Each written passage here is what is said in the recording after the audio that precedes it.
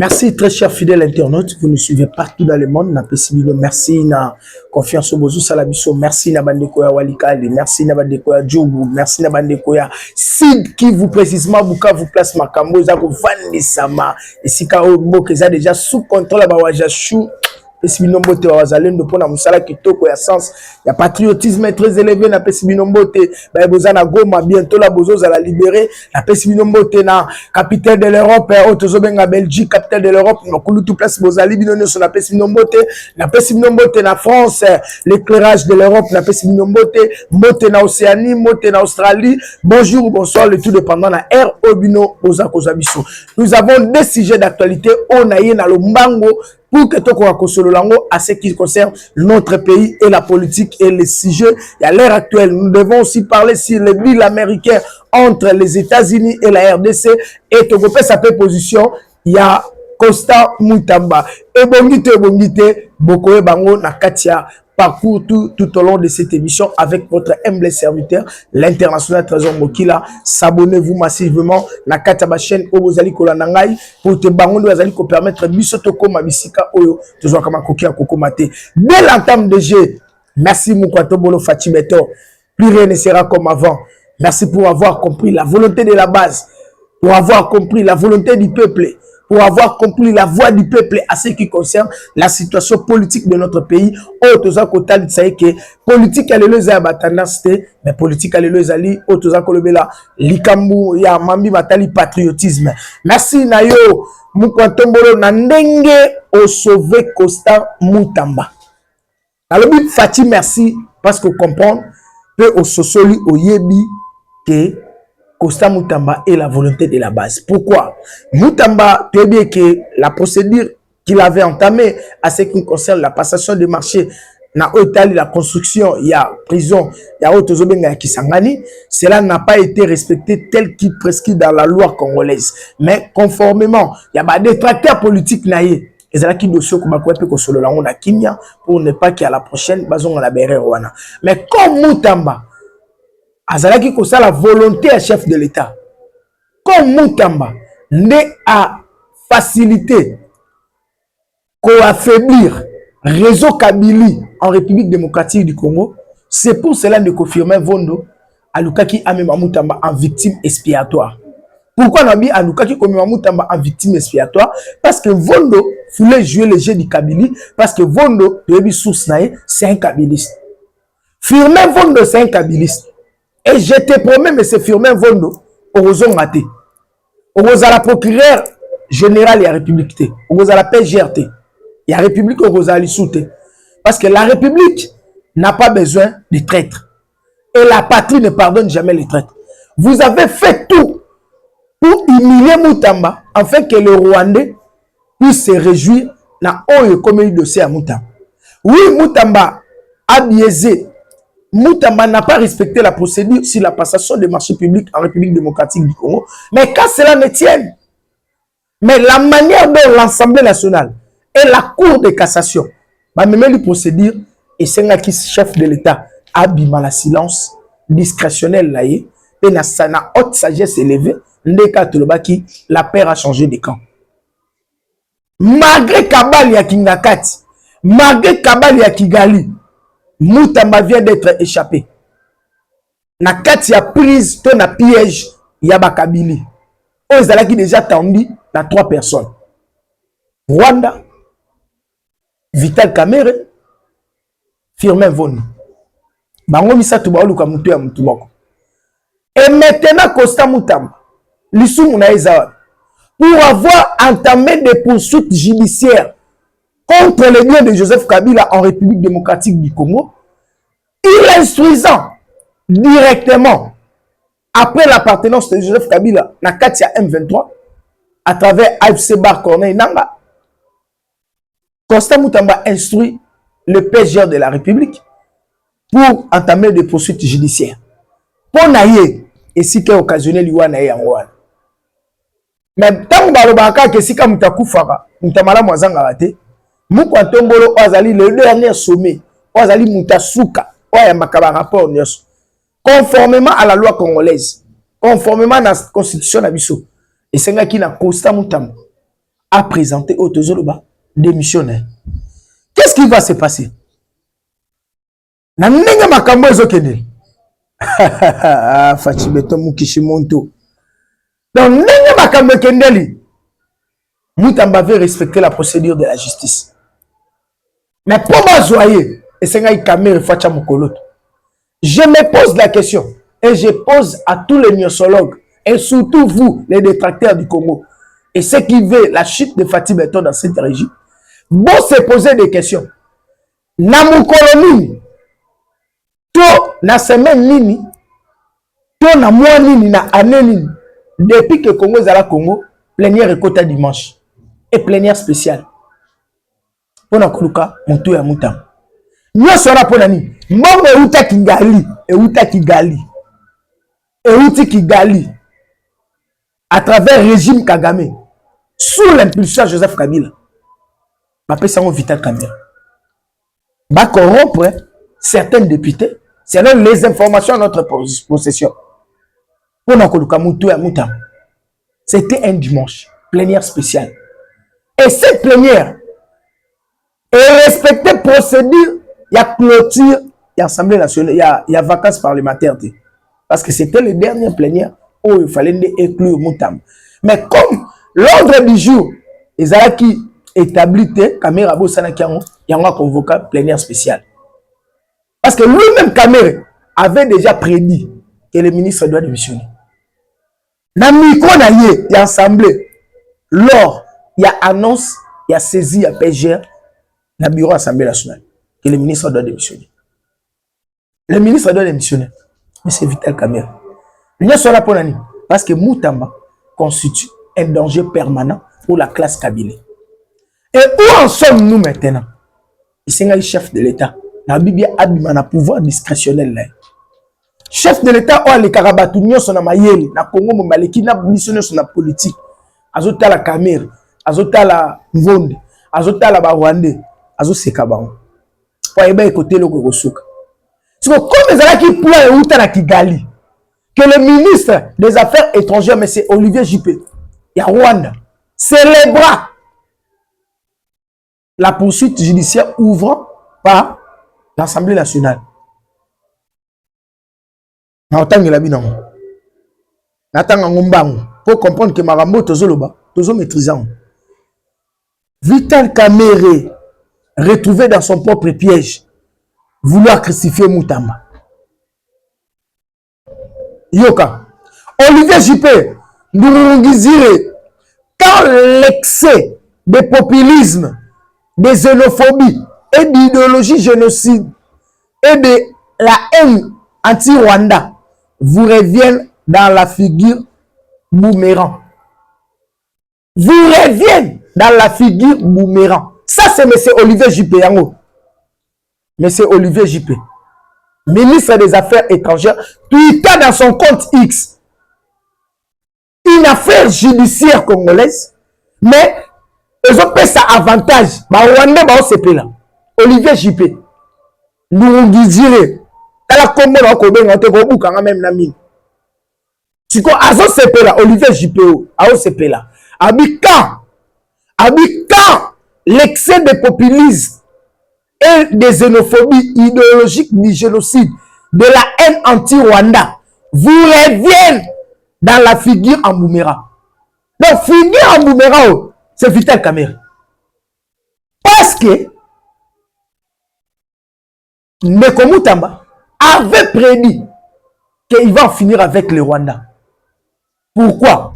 Rwanda a agressé RDC. Sous compétent, sous bénédiction.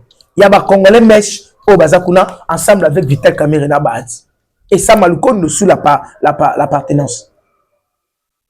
Parce que Félix Tshisekedi, Mukishi Muntu, Mukishi Mujani, afin de otala batunios. Habitala ba tika bana basakani. Bana basakani ba Kamerhe basakani, ba Olivier Juppé basakani, pona Moutamba, bazotatole ba Mvonde, Mukishi Mujani azotala bango. Maintenant, où en sommes-nous?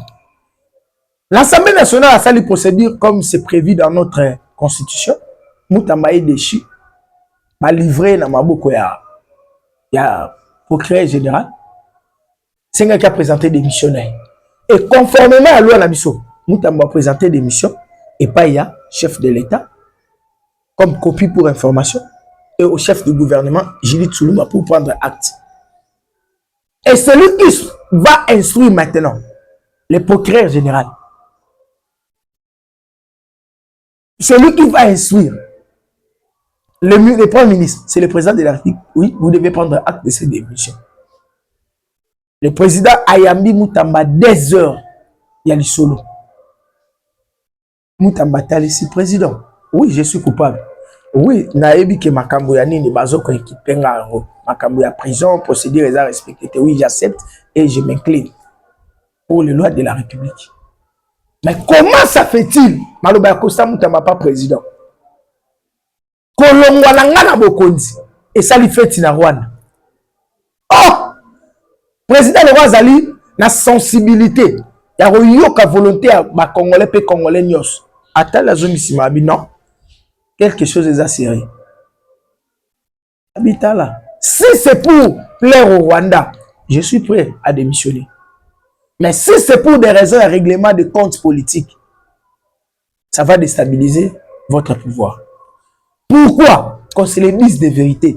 Il est le 2e ministre. La Bible est 2e ministre parce que ça a 3. Oh, bah, ça vérité, bah, ministre, n'y a soit Congo, bah, ça 3. Si on attend yo à c'est que vous êtes il y a que 3 ministres. Oh, bah, c'est la vérité. Il y a Liboso. Et ça, madame Thérèse Kaikwamba. Kimpa Vita. Thérèse Kaikwamba. Coup de chapeau, maman. Félicitations. D'ailleurs, elle a été publicitée en présence. Il y a ma ministre, lors du conseil des ministres précédents. Il y a cela 2 semaines passées. À part il y a la fierté de l'IDPS en finance publique. Doudou Fambalikonde Libotaï, l'homme qui a pu reçu à voter ces lois, la réforme de la finance publique. Et sur l'appui de l'FMI, après ce 2,5 milliards, tout ça, la relance il y a Inga 3, la lutte contre les érosions et les volets infrastructures. Et c'est pour cette raison, vous voyez que Doudou Famba est sur le terrain pour contrôler ses actions. Je dis bien Doudou Famba pour contrôler ses actions sur le terrain avec la ville-province de Kinshasa. Sous la houlette, il y a un gouverneur, l'infatigable Doudou, l'infatigable gouverneur. Mais c'est Daniel Bumba Lubako. Daniel Bumba Lubaki, quoi qu'il en soit, on va juger sur votre bilan. Dans tête, vous avez que 8 mois. Mais Fifi Masuka, il a été vice-gouverneur avant Mouège. Fifi Masuka, il a fait ce qu'il pourrait. Mais Fifi Masuka, on connaît des réalités. Par rapport à la place, et bon, le intérieur, le yakat, va présenter Bisson. Na muto asali 6 mois pour mon bobo, kuna na loi là, grave. Mais eux aussi, ça va bétonnage, la ville province à Kinshasa. Accordons le temps à Daniel Bumba Lubaki et vous verrez la suite. Et la 3e, c'est Ndeko Moutamba. Avec sa réforme et appareil judiciaire Nabiso, et poser problème. Et Moutamba dit que la justice congolaise était bel et bien malade. Était vraiment malade. Et lui étant médecin qui venait avec ma remède naïe, la classe Kabili ne voulait pas. Parce que les réformes que Moutamba a fait aujourd'hui, et ça en 2015 avec Joseph Kabila, oh, bah, pouvoir judiciaire, bah, ça na haute zobenga, conseil suprême en magistrature. Et tant que Moutamba y a la Kisabi, non? Un ministre qui siège au conseil des ministres, il est le ministre garde assaut. C'est lui qui devait détenir la clé. Et le dernier mot pour la justice congolaise. Aujourd'hui, les désengorgements à la prison, il y a un Moutamba. Problème n'a pas firmé Vonde. Parce que Vonde était en complicité avec d'autres magistrats. Et tous les magistrats voulaient qu'il y ait Salam Salaka en Congo. Mais dans d'autres promesses, il n'y avait pas de magistrats. Vonde, on a eu ce monde en côté. On a eu des motés au beau Seigneur. Et bah, par règlement de compte, Nabino, na ma vérité, Moutamba Loba, pour la première fois que son mandat, il y a 4 étages, na Belgique. Mais c'est que vous avez un problème. Et vous prenez vos histoires personnelles, vous en plaçant dans la République démocratique du Congo. Nabi, vous s'abonnez, vous partagez, beaucoup de Sangananda qui a vendu, beaucoup de Sangananda qui a Moutamba, et beaucoup plus de chapeau dans le chef de l'État pour la haute sagesse. pour avoir compris la volonté du peuple. Et moi, j'avais vite compris. Ce qui est président, à qui acte et démission à Moutamba, et il y a que filtrer le peuple congolais. Et l'ampleur politique, il y a deal entre les États-Unis. Ça allait être autre chose. Pourquoi? Colonel Moutamba, ça lui fait dans Rwanda. Comment peut-on imaginer? Pourquoi aujourd'hui Moutamba est devenu l'homme à battre à classe Kabili? C'est parce que Moutamba est le produit du peuple perdu. Mais Moutamba en soi, c'est le fruit de la révolution. Il est dans l'esprit de Kipavita, il est dans l'esprit de Kimbangu, il est dans l'esprit de Tshisekedi, il est dans l'esprit de Lumumba, son idole. Et maintenant, Moutamba est le sujet. Il y a élimination. Ce sont des histoires quand nous on parle. Les gens nous traitent à bataille des personnes, Baloba Marambo va maîtriser. Bilo va maîtriser. Tant que le bail que AFC est à Corneille, où en sommes-nous? Tant que le bail que Kabila, patron à M23. Bon traité biso. On a déjà le liste, on va maîtriser politique. Bilo va maîtriser la politique. De ceux qui ont pu, Olivier Juppé, Nungurize, Azo Sepelana, Nina, quand la lutte de la xénophobie, l'anti-rwandais vous revient dans une forme agglomérant. Et ce qui n'a pas de Soudan, de part Yamoutamba, c'était la volonté du Rwanda, via Vital Kamerhe et Firmin Von de les kabylistes. Qu'on se le dise de vérité. Et chef de l'État, je demande en tant que communicateur d'investigation et défenseur du peuple congolais pour l'intérêt de la République jusqu'au sacrifice suprême, Von Arozon a sous-souté comme PGR de la République. En même temps, Vital Kamerhe doit démissionner. Parce que Vital Kamerhe a violé les dispositions constitutionnelles sur la propagation du mauvais bruit. Il a affirmé ce qui n'était pas au vu de tout le monde. Namoba. Pourquoi politique a des points de mesure? Mais c'est un fond de venga peu Vital Kamerhe sur la propagation de mauvais bruit. Dans le but, mais c'est un fond de venga peu Vital Kamerhe. Si on nous les parlementaires debout, on va saisir la Cour de cassation pour introduire autre lettre de funda Vital Kamerhe sur la propagation du mauvais bruit conformément à code pénal livre 2 article 169 ya Mokanabis. Donc l'homme de Tobé Talisolo Moutamba zaki na conseil des ministres.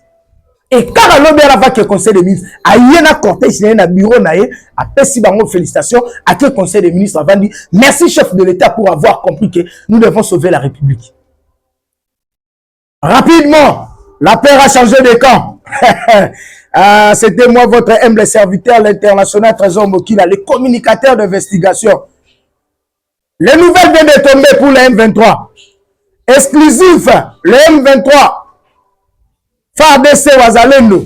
La Nations Unies dénonce des crimes de guerre potentiels. Le rapport centré sur les événements survenus depuis janvier 2025 relève des exactions massives, exécutions sommaires, détentives, arbitraires, viols, pillages à Goma. Les M23 soutenus par l'armée rwandaise auraient utilisé des armes lourdes contre les zones d'essentiellement peuplées, notamment des camps de déplacés lors du retrait précipité des FARDC.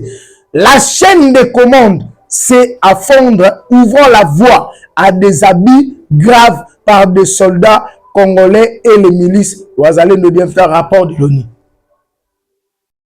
Pour le bail que, et là que je sais que M23, base à la sanctionner. Quand on a un rapport au Kangilo Yango, il y a les Nations Unies. Aux Amalobabin to Keita, Tanga Yakipa Nayo. Bobeta ba arme lourd na ba camp de déplacés. Bobeta ba arme lourd na ba école, na ba hôpital. Et si ka ba kangibili. Et makambo no sotolo ba o. Et na muto ko na inanga. Sous l'impuissance Joseph Kabila. Hippolyte Kanambe alias Joseph Kabila. Ba okanga Kabila, ba okanga yo. Olia Mwamba. Maintenant, Bintou Keïta vient de clouer encore les M23 sur les rapports des Nations Unies. Ça, c'est le rapport de Bintou Keïta. Zana l'action photo. Obiso Tozali, communicateur d'investigation. Yango. Rapport à Bintou Keïta. Moni Bintou Keïta. J'appelle les M23 à cesser immédiatement toutes les hostilités conformément aux engagements pris dans le cadre du processus de Nairobi à déposer les armes sans condition et à adhérer du programme des armements de mobilisation relèvement communautaire et sensibilisation PDDRC. Rapport à Bintou Keïta. J'appelle, je dis bien, Bintou Keïta, j'appelle le M23 à cesser immédiatement. Or, Marambo Bintou Keïta, il y a un rapport au Tobengani. Il y a 2773, résolution, il y a conseil de sécurité. Fachimu Kishimujani, Akena Bango, Obabengara, Bale la C, Bala terre, Kabola Kaboula. Boche Moutema la Qatar. Au niveau du Qatar, vous êtes allé pour réclamer des histoires que vous ne pouvez pas réclamer de n'importe quoi. Les bandes de partis, des placebos, les M23, les ennemis du peuple congolais. Vous allez subir la loi du karma. Vous allez subir la loi du karma. Osez-la. Osez-la. Maoya, Chitao Chité. Namaloba. Nazo Chité. Namalobaya. Namalobaya. Ah, ngaye. Mokishimujani. Mokishimujani Félix Tshisekedi. Déclaration conjointe sur les pourparlers de paix entre la RDC et la République du Rwanda sous la médiation des États-Unis et sous l'observation du Qatar. Paragraphe et salamé. Mavandi. Les deux équipes techniques, donc selon les 8 principes, les 8 accords du principe, les 8 points de l'accord du principe, le principe de l'accord, Rwanda a affaibli. 7 points, et ça a avantage. La violation de l'intégrité territoriale. 7 points, et ça a avantage. Et la 4, résolution 2773, nous avons une alliée du cantonnement. Il y a un moment Bintou Keïta, qu'on a un angatunaki, bisoto okendea. Habite bozong à place Boutag. Habite tozalaki na Rutshuru, précisément non loin à Bunagan. Habite na comprendre, Bintou Keïta habite na comprendre bien. C'était en anglais et cela a été traduit. Habite na comprendre bien. Bintou Keïta l'hôpital. Ceux qui bino boba congolais, bozong na Congo. Ba baba Rwandais bozong na Rwanda. Parce que ba oba na ko baza ba congolais ne bolobomi kumisa ba congolais. Kanik. Laurent Kanik. Willingom, Bertrand Bissine, Corneille Nang, Amkamati. Dans le Bible, il y a Swahili, Amkamati. Pour déjà, il y avait des poursuites judiciaires, mandat d'arrêt international. Lors, il y a des crimes commis contre l'humanité, na Goma, puis na Bukavu. Il y a eu carnage, massacre, viol, pillage. Oh, bisoté, c'est le rapport. Il y a ces pays, eux, qui présentaient à bonne et due forme par la société civile, Monesco, ainsi que le gouvernement congolais, devant Karim Khan, Ouazali, président de la Cour pénale internationale. Il était ici. Et la RDC a déposé leur plainte à bonne et due forme. Et Karim Khan a instruit le président Félix Tshisekedi à ouvrir le tribunal, le TPI, tribunal de paix. Tribunal de paix international en République démocratique du Congo. Vous serez jugé ici. Bino, Nabi bien, Laurence Kanik, Willingom, Bertrand Bissine, Corneille Nanga, Tozabino Anamabo. Pourquoi? Na Kataba pour parler, il y a Nairobi, retour à cantonnement. Na Kena processus à Luanda, désarmement et retrait à bas troupes. Les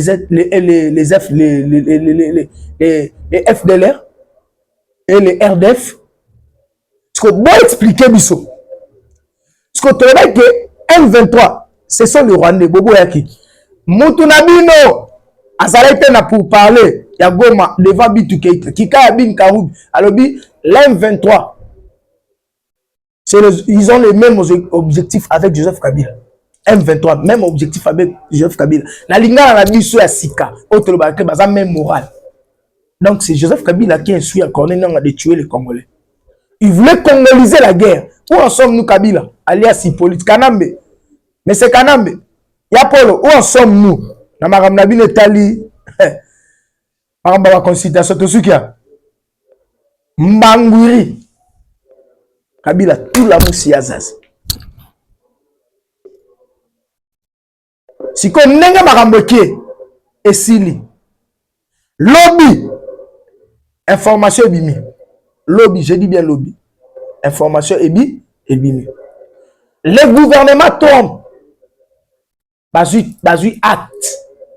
Il y a travaux techniques pour les projets de paix entre le Rwanda et la République démocratique du Congo et en respectant le calendrier précis. Du 23, à partir du 23 au 24, l'arrivée des différentes délégations.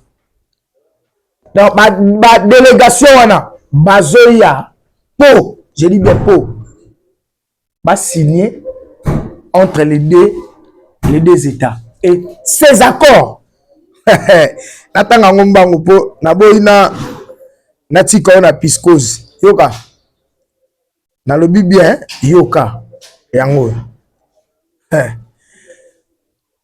urgent coup de tonnerre à Kigali. Le premier ministre rwandais Edouard Girengete prend l'intérim du président Kagame. Les États-Unis changent les règles du jeu. L'accord de paix entre la RDC et le Rwanda ne sera plus signé par le président, mais directement par le ministre des Affaires étrangères, sous la supervision du secrétaire d'État américain, M. Marc Rubio, et ainsi qu'un nouveau chapitre s'ouvre, le pouvoir change les mains et les lignes bougent. Kagame en retraite laissa la place à une transition historique. Ambassade des États-Unis. L'ambassade des États-Unis sur leur compte Twitter. Merci Fatih Beton pour avoir sauvé le Congo. Merci Moukantombolo pour avoir arraché le Congo Namabokaba prédateur. Et Bomata, Bokita, Fatih Banda mission na mois de juillet. Et dans le mois de juillet, je confirme, selon mes sources signes, et tant que garçon du couloir, dans le mois de juillet, c'est la mise en place du gouvernement union nationale. On a le bien. Je dis tout le coup, aux hommes matin. Je n'ai pas le coup, aux hommes matin.